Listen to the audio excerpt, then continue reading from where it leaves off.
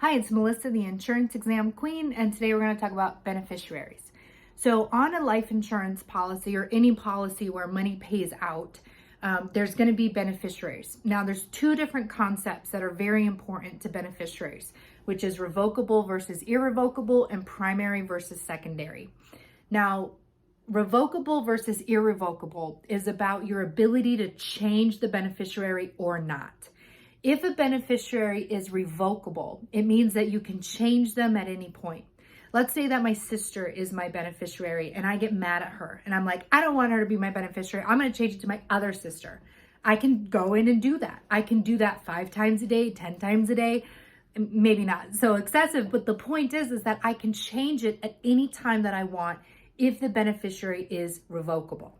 If the beneficiary is irrevocable, I cannot change them unless I have their permission.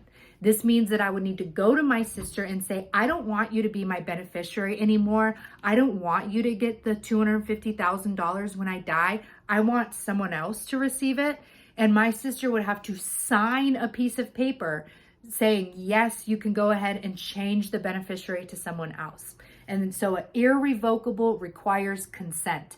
That is key on the exam. You want to make sure irrevocable requires consent. Irrevocable requires consent. Irrevocable requires consent.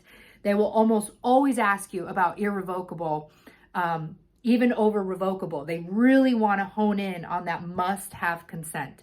You must have consent to change an irrevocable beneficiary. There's also some questions that may say, how does an owner of a policy retain all the ownership rights? And that would be they need a revocable beneficiary. If the owner truly has all rights to the policy, they should be able to name the beneficiary and change them whenever they want. So as an owner, if you're retaining all ownership rights, then your beneficiary would need to be revocable. Now, in addition, whether the beneficiary is revocable or irrevocable, they can also be primary versus secondary. The primary beneficiary is the person who's going to receive the money first after the insured dies. And the secondary would be who receives the money second after the insured dies. Now, this would be like if my sister is my primary beneficiary, so my eldest sister is my primary beneficiary. Her and our lives are tied together more closely. She knows more about what I would want to go on with the money, so she is my primary beneficiary. If her and I die in a car accident together, then she's not going to be able to get the money. And I wouldn't want the money to go to her estate. I want the money to go to my intentions. And so a secondary beneficiary is who would end up receiving the money. So maybe it's my middle sister that I have as my secondary beneficiary. So primary receive the money first, but if they die, then the secondary will receive the money. Now, it's not to confuse these two. Revocable and irrevocable is a separate concept from primary and secondary.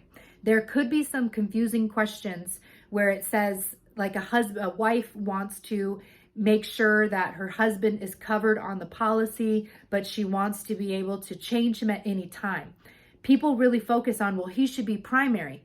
Yeah, but they're not asking about if he's going to get the money first. They're really on that question. They're focused on the wife wants to name her husband, but she wants the ability to change or just retain ownership, which means that question is focused on revocable, not primary versus secondary. If this video has helped you in any way, please drop a comment below, like, subscribe, and share to get more videos. You can also find free content on my Facebook page, Insurance Exam Queen, and tutoring services are available to make sure that you pass the first time or the next time, wherever you're at in your journey. Have a fantastic night.